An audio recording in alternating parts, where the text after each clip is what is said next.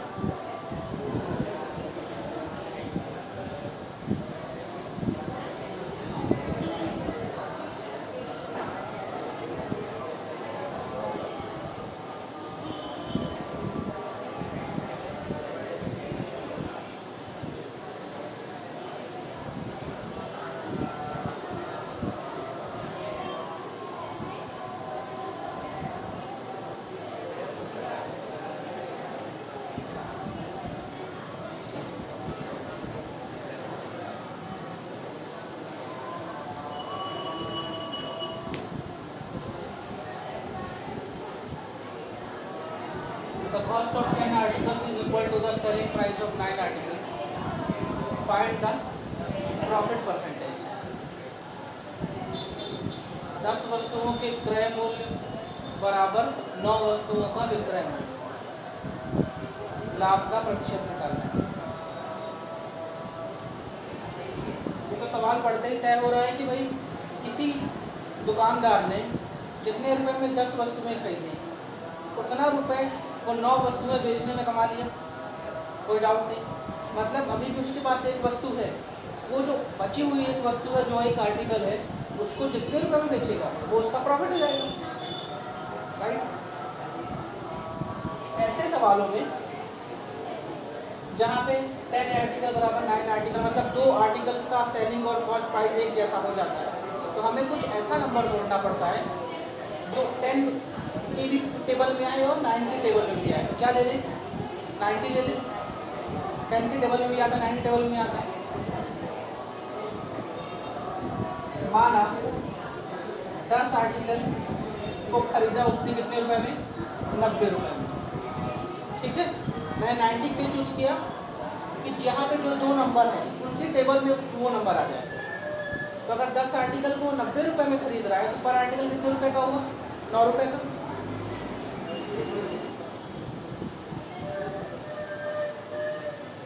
मतलब एक आर्टिकल का जो कॉस्ट प्राइस का मतलब वो कितना रुपए हुआ? 9 रुपए। 9 रुपए में एक आइटम खरीद रहा है। क्या खरीद रहा है आइटम वो मैटर नहीं करता, क्या खरीद रहा है। जब वो बेचने गया ही नहीं तो वो 90 रुपए कितने आर्टिकल को बेचने में कमा लिया? 9 ही आर्टिकल में। तो 9 आर्टिकल का सेलिंग प्राइस कितना है? ये दोनों सेम रहेगा, क्योंकि उसने बोला है कि जितना वो 10 आर्टिकल खरीदने में खर्च किया है उतना वो 9 आर्टिकल को बेचने में कमा लिया। अगर 9 आर्टिकल 90 रुपए में बेचा तो पर आर्टिकल कितने में बेचा? 10 रुपए में। तो एक आर्टिकल की सेलिंग प्राइस हो गई 10 रुपीज। ये तो आप देख ही रहे हो, 9 में सामान खरीद रहा, 10 में बेच रहा। ठीक, जितना खर्चा किया उतना तो उसने पूरा कर लिया। 90 खर्चा की 90 पा लिया। अब उसके पास एक आइटम बाकी है, उसको भी कितने रुपए में बेचेगा वो? 10 रुपए में। तो 10वां आर्टिकल रहेगा वो 10 में जाएगा, मतलब उसको प्रॉफिट कितने रुपए का हो रहा है? 10 रुपए का हो रहा है। ठीक, प्रॉफिट या लॉस का कंपैरिजन हम किससे करेंगे?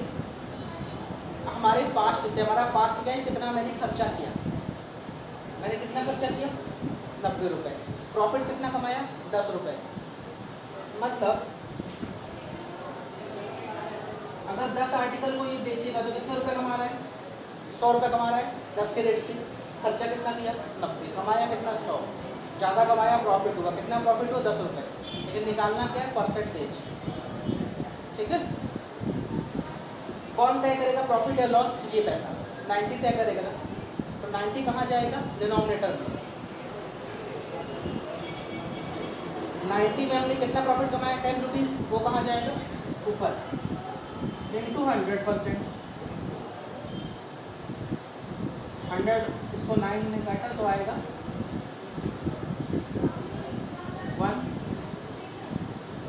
1.5 11.1%, मतलब 11.1% का प्रॉफिट। ठीक है,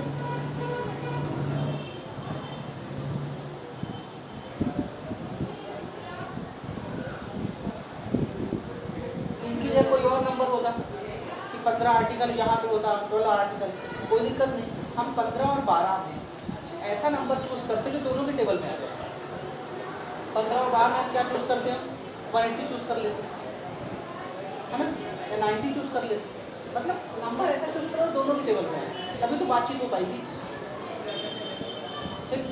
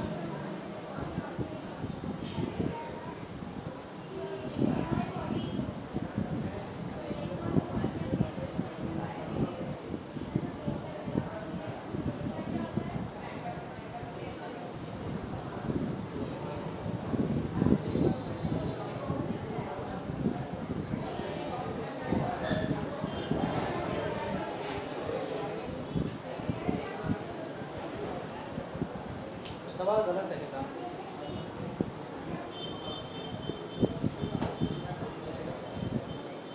कभी कभी किताब में दिए हुए सवाल गलत हो सकते हैं, क्योंकि टाइपिंग मिस्टेक हो जाती है।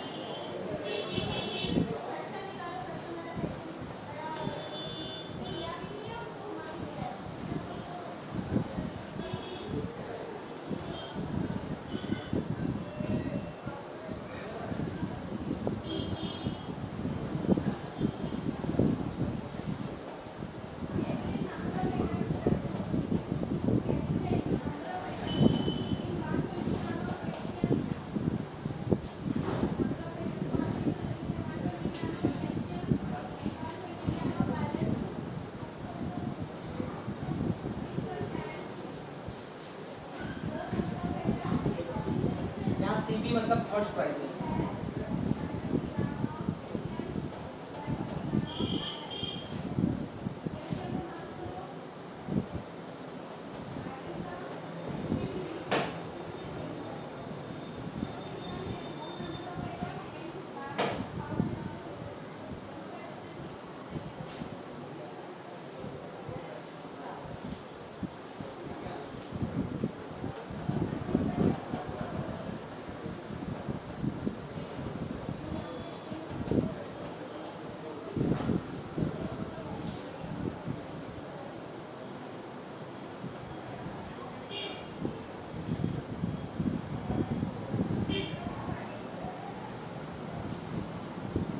An article is sold at 25% profit if its cost price and selling price are increased by 20 and 4 respectively. The percentage of profit decreases by 15%. Find cost price.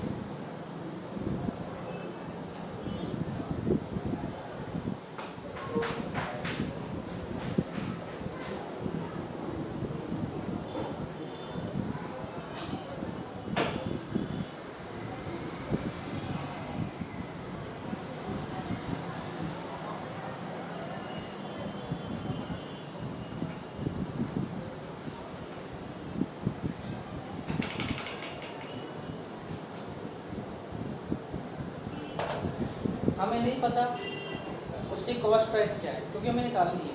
हमें नहीं पता उसकी सेलिंग प्राइस क्या है। Article क्या है हमें ये भी नहीं पता, लेकिन पहली लाइन पढ़ते हैं, article is sold at 25% profit. तो माना लेट किया कि आर्टिकल की कॉस्ट प्राइस क्या है 100%। भाई कोई भी चीज़ खरीदी जाएगी तो 100% में खरीदी जाएगी। जब उसको सोल्ड बेचने गए तो 25% प्रॉफिट हुआ, तो प्रॉफिट इसमें ऐड होगा। तो जो सेलिंग प्राइस है, सेलिंग प्राइस आपने कितने में दिया, आपने बेचने वाली जो कीमत तय की वो कितनी करी 125%। दुकानदार कुछ मुनाफा कमाएगा, उसने 25% मुनाफा कमाया।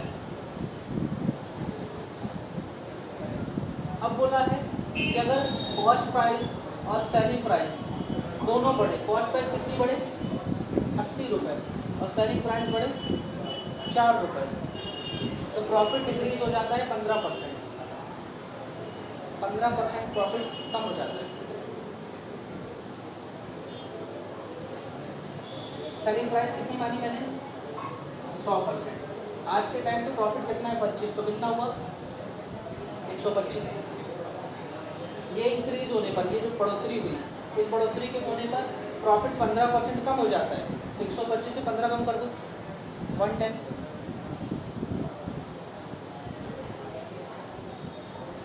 मतलब यहाँ कितना प्रॉफिट हो रहा है सिर्फ 10%, अभी कितना हो रहा था 25%। कब हो रहा है, जब आपने उसकी कीमत को 20 रुपये बढ़ा दिया और उसकी जो सोल्ड प्राइस थी, तो मतलब ये सेलिंग प्राइस थी, उसको आपने 4 रुपये बढ़ाया। ठीक,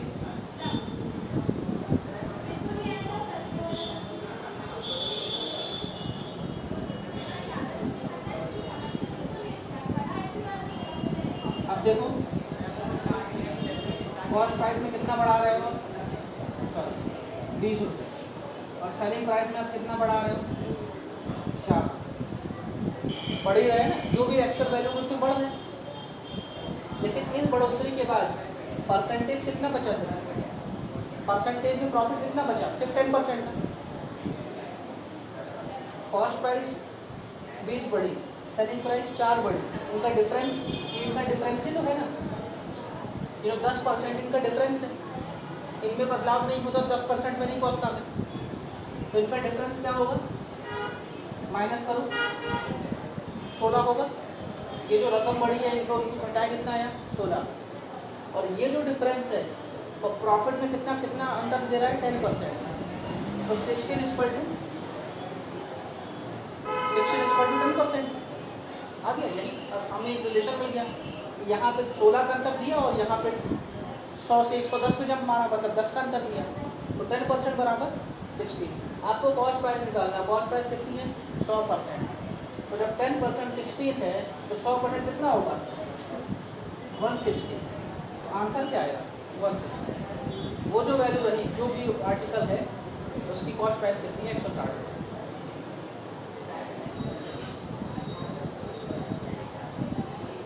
मतलब ये 25% का यूज़ क्या किया, सिर्फ हमने 15% घटाने में। ये जो एडिशन हुआ इसका यूज़ क्या हुआ सिर्फ डिक्रीज करने। पूरा सवाल आपको 1-2 बार पढ़ना है, कहाँ से मुझे क्लू मिल रहा है उसी को पकड़ लेना है बस।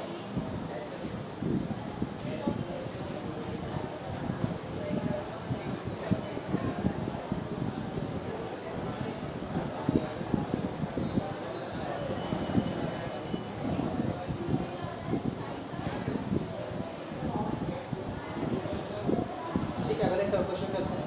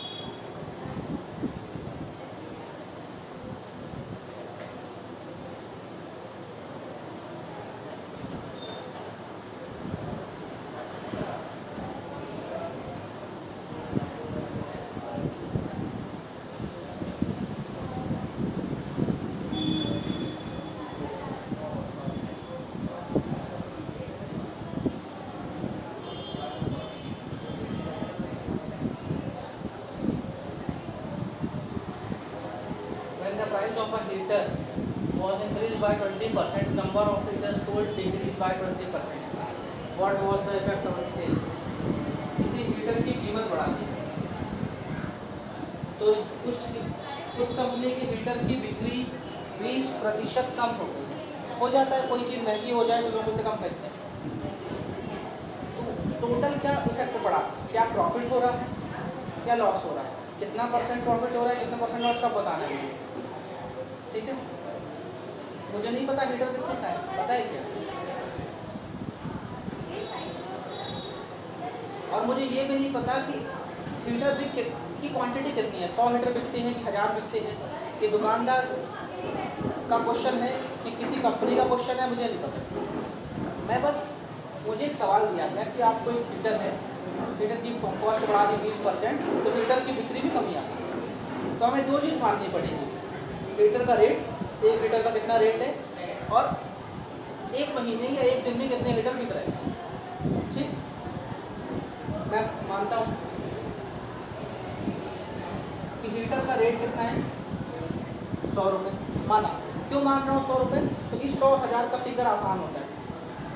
और मैं ये मानता हूँ कि एक दिन में कितने हीटर बिकते हैं, 100। ठीक है, मैं दिन पे कैलकुलेशन कर रहा हूँ, आप दिन महीना साल कुछ ले सकते हो। 100 हीटर पर दिन, 100 रुपये का हीटर था और एक दिन में 100 हीटर बिक रहे थे। ठीक है, ये किसी दुकान का फिगर है, कोई बड़ी दुकान है, शोरूम है, वहाँ का। तो वो एक दिन में कुल कितने रुपए कमा रहा होगा, कुल कितना आया, 10,000। ये उसका एक दिन की कमाई थी। हीटर कंपनी ने प्राइस बढ़ा दी, कितनी परसेंट, 20%। 100 रुपये का हीटर है, 100 रुपये मतलब 100%, इसका 10% कितना हुआ, 10 रुपये। जब 10% 10 रुपये हुआ तो 20% कितना हुआ, 20 रुपये। तो 20 रुपये बढ़ गया हीटर का रेट। अब एक हीटर कितने का आ रहा है, 120। ठीक, रेट बढ़ने पर इसकी जो सेल्स थी वो कम हो गई, कितनी कम होगी, 20%। 100 लीटर रोज बिक रहे थे, ये 100% था, तो इसका 10%, 10, 20%, 20। तो 20 लीटर कितना कम हो गए, अब कितने बिक रहे हैं, 80 लीटर पर डे। ठीक, अब देखते हैं कितने रुपए कमाएगा।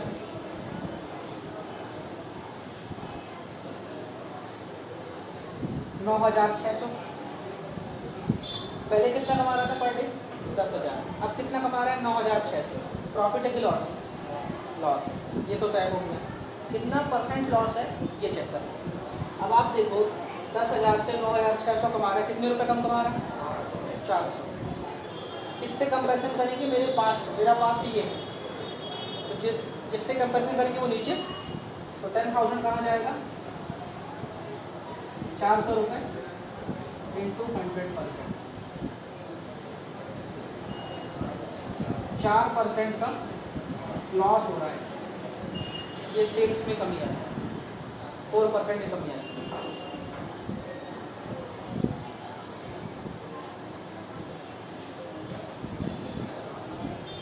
हमेशा जब आपके पाले में गेंद हो तो ऐसे ही नंबर्स मानो, एज्यूम करो जिनको काटना थोड़ा करना आसान है। इसलिए 100 रुपये का हीटर नहीं आता, लेकिन मानो 100 रुपये, क्योंकि हमें तो सॉल्यूशन करना है ना।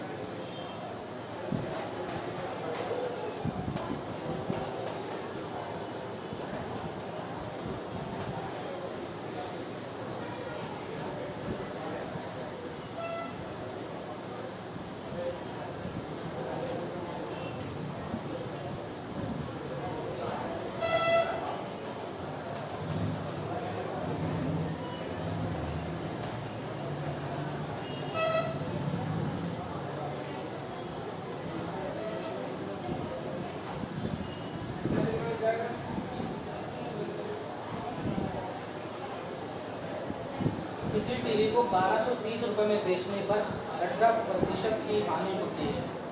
अगर उसी टीवी को 1600 रुपये में बेचे तो हानि या लाभ का प्रतिशत क्या होगा?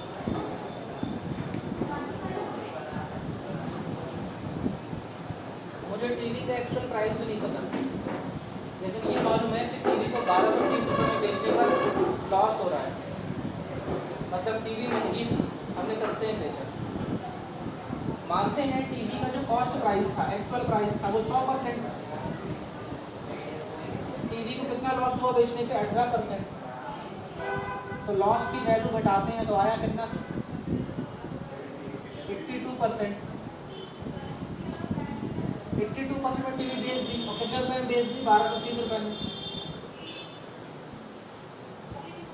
ठीक, 1230 रुपये में जब बेची तो हमने 100% पे कितना पाया? 82। 18% तो लॉस हो गया।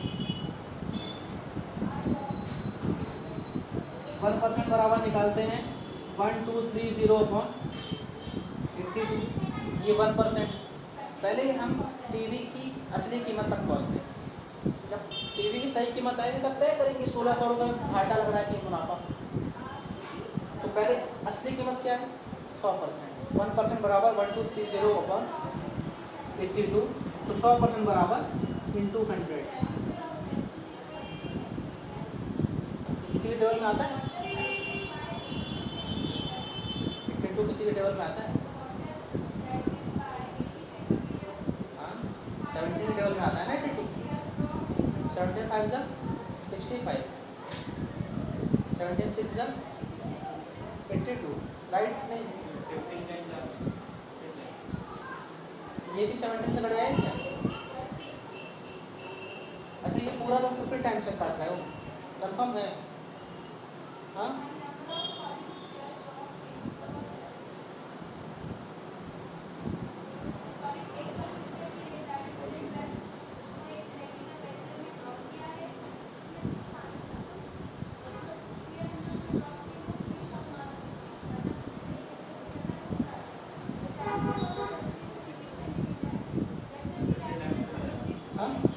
कंफर्म है?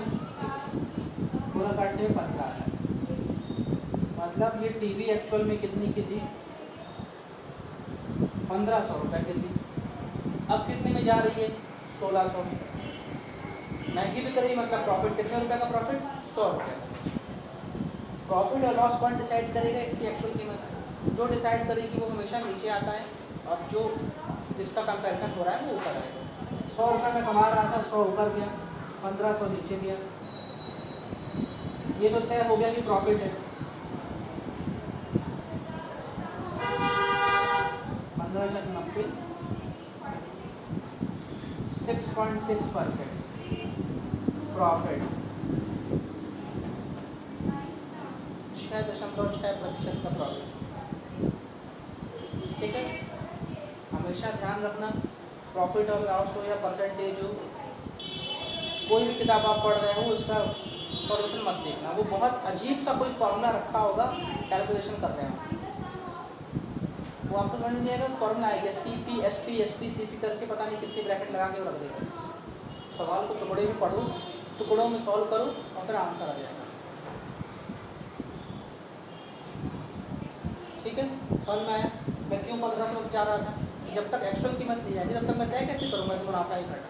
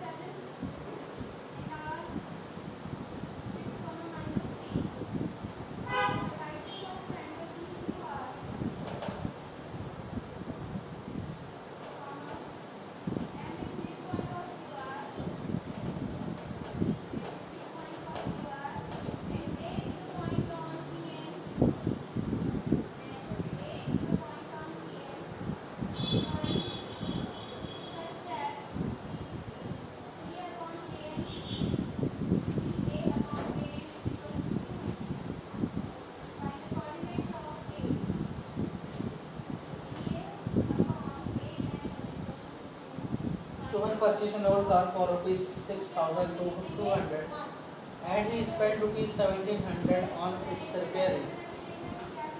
If he sold a car for rupees 8,200, what is his profit?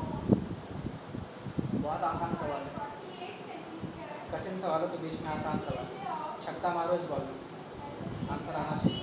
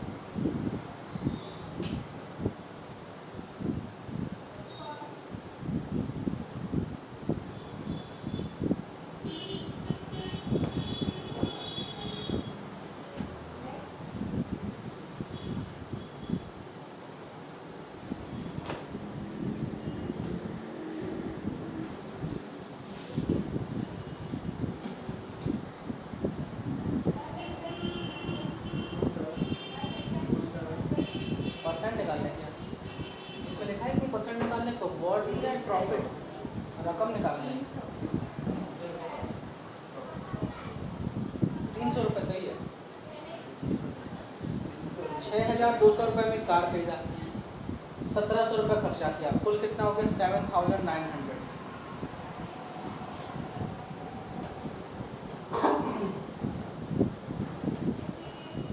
कितना रुपए लगाने के बाद उसने सेल किया,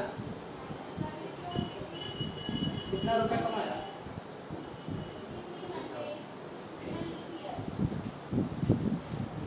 जब कोई भी आइटम लेने के बाद उसमें जो कुछ भी खर्चा हो रहा है वो सब उसका कॉस्ट प्राइस हो जाएगा, ऐड होता जाएगा।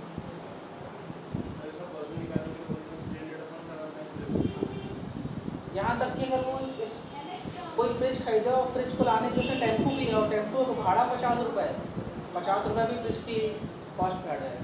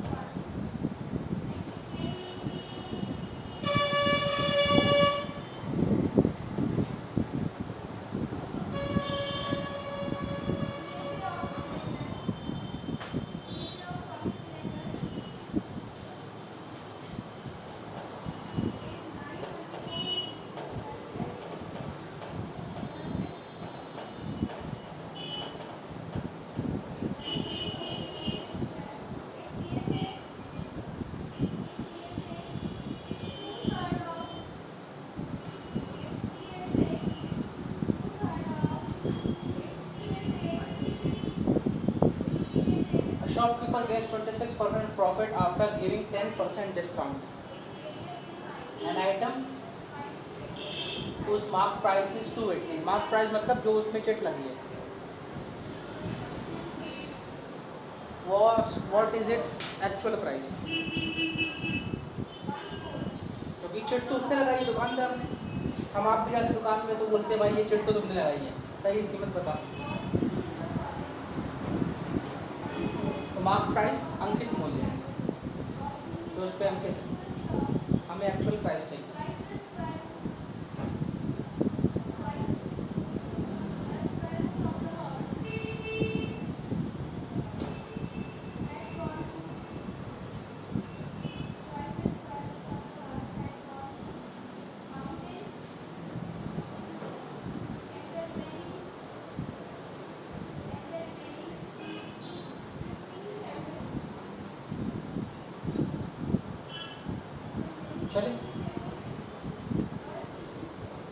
जो भी आइटम 280 रुपये का जो लिखा हुआ है, इसकी एक्चुअल कीमत होगी 100%।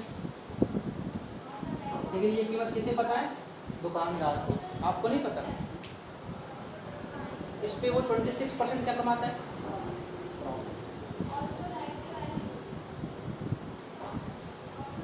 तो वो कितने परसेंट में बेचता है? 126%। ठीक, 126% पे सामान बेच रहा है, इसको भी 126% में बेचेगा।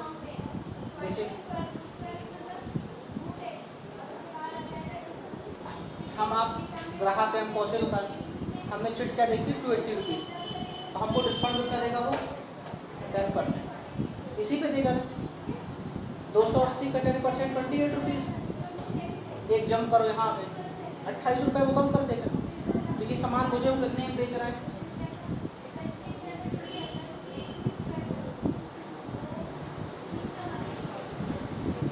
252 रुपीज़ बेच रहा है। ये 252 रुपीज़ बराबर 126% होगा, क्योंकि अभी भी दुकानदार प्रॉफिट कमाएगा। हमें आंसर क्या निकालना है? 100%। अगर 126% बराबर 252, तो 1% बराबर हाउ मच? 2। सीधे 126 का डबल है, तो 100% बराबर 200। मतलब ये जो भी आइटम है जिसका रेट इसमें 280 रुपये लिखा है, उसकी एक्चुअल कॉस्ट क्या है? 200 रुपये। वही मुझे निकालना है।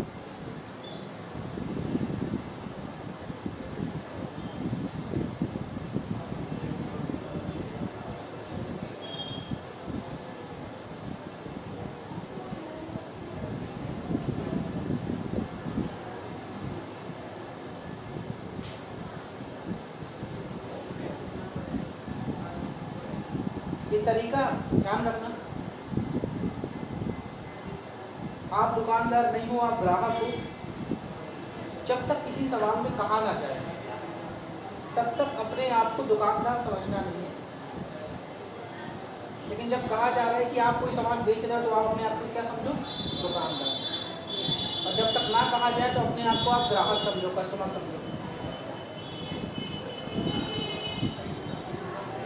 इस सवाल में भी आप कस्टमर थे, लेकिन किसी ने उस दुकान पे काम करने वाले नौकर ने छोटी छुपे आपको बता दिया कि भाई मालिक ऐसा कर रहा है, तब आपने अपनी बुद्धि लगाई, है ना? या तो कैसे मालूम चलेगा मालिक कितना कमा रहा है?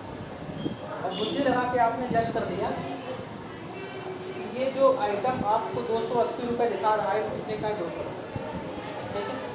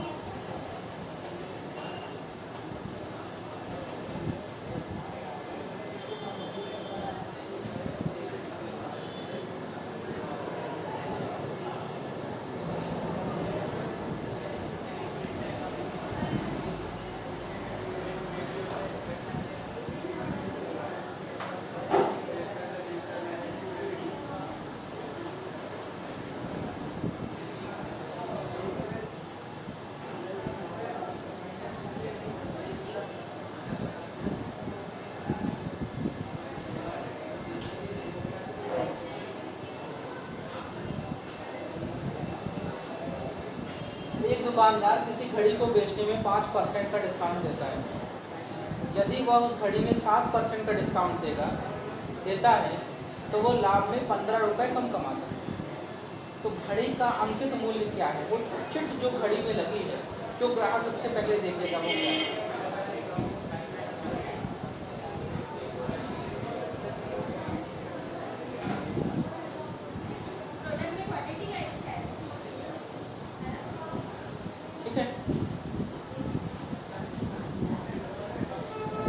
अब यहाँ पे जो मार्क्ड प्राइस है, अंकित मूल्य, उसको मैं 100% मानूंगा क्योंकि मुझे वो निकालना है। ठीक है, जो अंकित मूल्य वो क्या मेरे लिए 100%।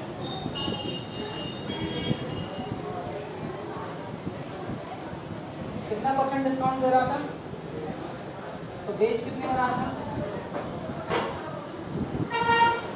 95%। उसने डिस्काउंट बढ़ाया, कितना कर दिया 7। अब कितने बेच रहे हैं 93%। किसको फायदा हो गया, ग्राहक को। कितना फायदा 2% का हुआ, लेकिन घाटा किसको हो गया, दुकानदार को। कितने रुपए का 15 रुपए। मतलब 2% बराबर 15 रुपए, तो 1% बराबर 7.5 रुपीज। तो 100% बराबर 7.5 इंटू 100, तो 750 रुपये। तो उस घड़ी का मार्क प्राइस है 750। ठीक है,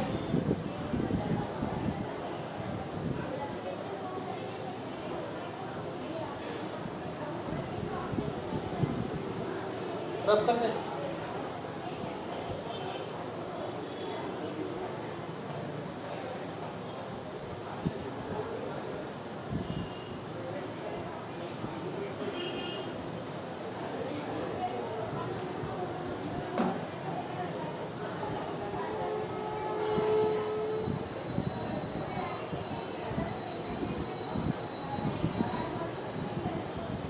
हम बड़े बड़े शोरूम में जाते हैं तो वहाँ पे डिस्काउंट एक नहीं होता, कई सारे होते हैं। जैसे लिखा होता है 50 + 49% ऑफ, या 70% + 60% + 30% ऑफ। इतना सारा डिस्काउंट देते हैं। हम आप समझते हैं कोई आइटम 100% होता है, और कोई दुकान वाला लिखा है 70% + 60% ऑफ। 70 और 60 कितना हुआ 130%। मतलब 100% की चीज़ लेने गया हूँ और 130% ऑफ है, इसका मतलब वो सामान भी देगा, उल्टा पैसा भी देगा। लोग भी ऐसा तो होता नहीं। ऐसे डिस्काउंट को हम कहते हैं कंसेक्यूटिव डिस्काउंट। हिंदी में डिस्काउंट को बट्टा कहते हैं, और ऐसे बट्टों को कहते हैं क्रमिक बट्टा या लगातार बट्टा। ठीक, मैंने ये शोरूम में गया, वहाँ पे कपड़ों की रेंज थी, ऑफ चल रहा था। ऑफ क्या चल रहा था देखो, 50% + 40% + 30%, ये ऑफ चल रहा था वहाँ पर। ठीक है, एक कपड़े का ब्रांड देखा, उसकी जो मार्केट प्राइस थी वो कितनी थी 1000 रुपये।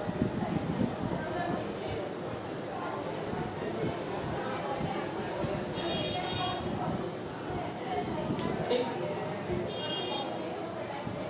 इस पर डिस्काउंट है ये 50 + 40 90, 90 + 30 120, टोटल 120% डिस्काउंट नहीं करना। सबसे बड़ा डिस्काउंट क्या है 50%, तो पहले इसका 50% निकालेंगे, एक एक करके डिस्काउंट लेना है। ये 100% है, तो इसका 50 क्या होगा, हाफ, आधा, 1000 का आधा 500 रुपये।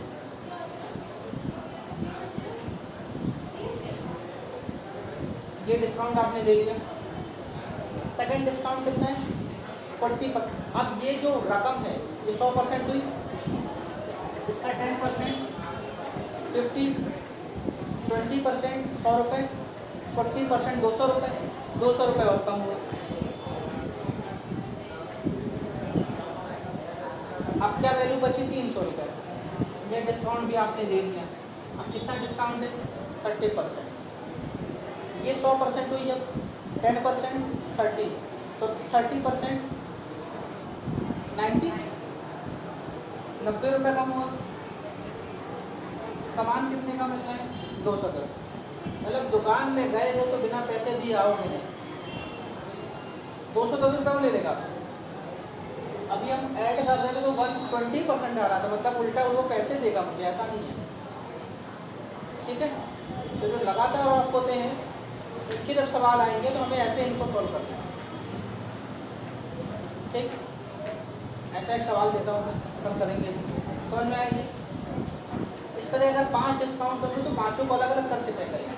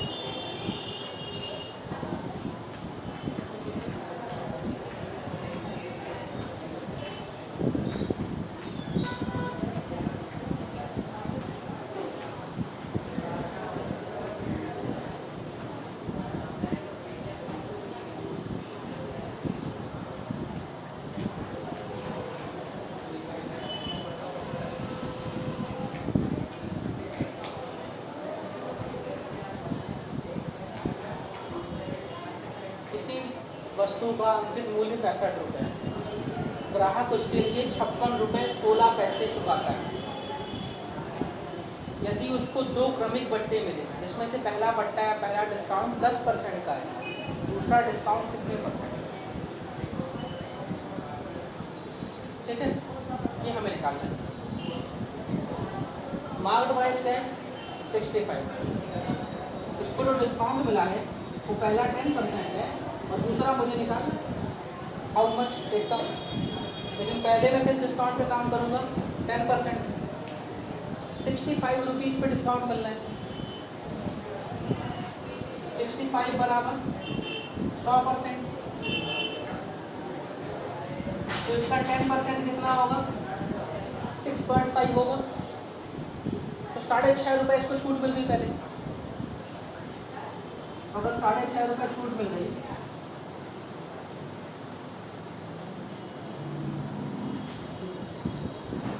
तो सामान की अब क्या कीमत होगी? 58.5 रुपीज़। ठीक, अब इस पे डिस्काउंट मिलेगा, वही डिस्काउंट में निकालना है जो इस पे लगा। सामान इतने का था, सामने वाला 56.16 रुपये में ले गया, कितना कम रुपए पे किया इसको निकालना है पहले। कितना कम रुपए पे किया, कैसे निकालूं? घटा लेता हूँ पहले। ये 5 है, इसके आगे 0 लगा दो। 10 में 6 गया 4, 4 में 1 गया 3, 2। कितना रुपया कम दिया? 2 रुपये 34 पैसे, राइट। 2 रुपये 34 पैसे वो कम दिया। ये उसका डिस्काउंट है। डिस्काउंट किस रकम पे लगा? 58.50। कितना लगा? 2.3 लगा। निकाल लेता हूँ परसेंटेज, सिंपल। 58.50 नीचे रहेगा, 2.34 ऊपर रहेगा, इंटू 100%। ठीक, ऊपर भी डेसिमल के बाद 2 वैल्यू है, नीचे भी 2 वैल्यू, डेसिमल ऑटोमेटिकली कट गया।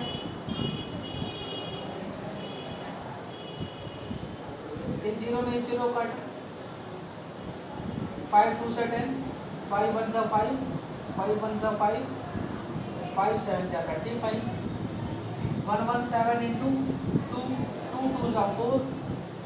तो जो दूसरा डिस्काउंट उसको मिला है वो मिला है 4%। ठीक है, पहला डिस्काउंट 10% है, दूसरा डिस्काउंट 4%।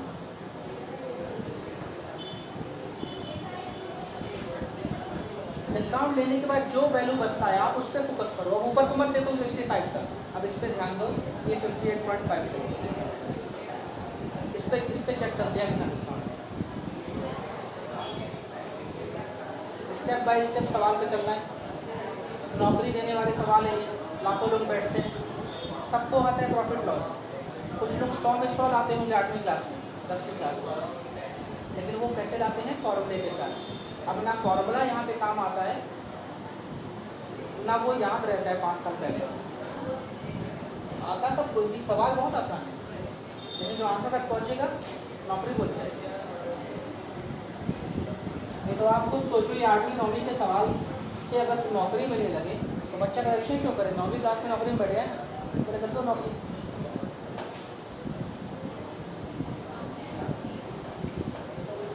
लेकिन नहीं, बिना फॉर्मूले से मैथ सॉल्व करो तब नौकरी मिलेगा।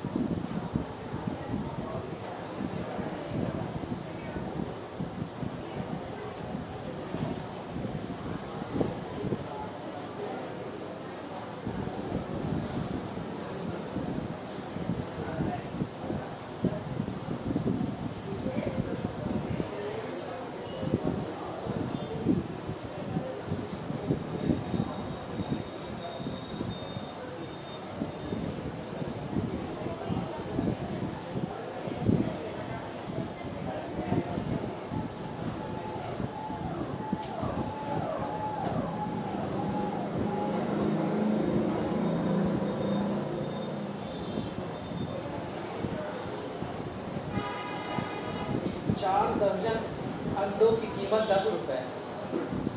बहुत सस्ता है, चल रहा मार्केट में। इनमें से 6 अंडे फूट गए तो हानि का प्रतिशत क्या?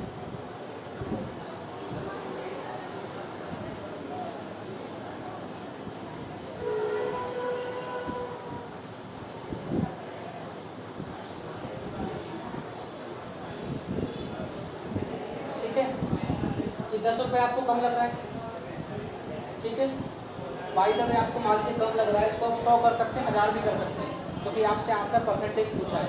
परसेंटेज मैटर नहीं करता। मुझे भी कम लग रहा है, मैं इसको क्या कर लेता हूँ, 100 रुपये कर देता हूँ। 4 दर्जन, 1 दर्जन में कितने अंडे होते हैं? यहाँ 1 दर्जन में अंडा होता है, सेब 12 ही होता है ना। उनकी कीमत कितनी? 100 रुपये। मतलब 1 अंडे की कीमत कितनी है? 100 बाई 48 है 1 अंडे की।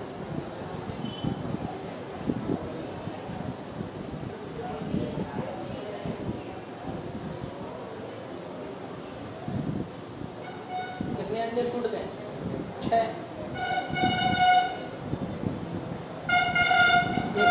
देखते हैं कितने नुकसान हुआ। 6 8 जा 48, कितना रुपए का नुकसान हो गया? 12.5 रुपये का हो गया। मतलब 6 अंडे जो फूटे उनकी कीमत क्या है? 12.5 रुपीज़। मैंने कुल खर्चा कितना किया? 100 रुपये। नुकसान कितने का हो गया? 12.5 रुपये। ठीक, घाटा लग गया। अब अंडे खराब हो गए, 6 कम बेच पाऊंगा। प्रॉफिट और लॉस कौन तय करेगा? ये तय करेगा। तो ये वैल्यू गई ऊपर, वो वैल्यू गई नीचे, और इनटू 100%। ये कटा कितने का लॉस हुआ? 12.5%। कितना लॉस हो गया?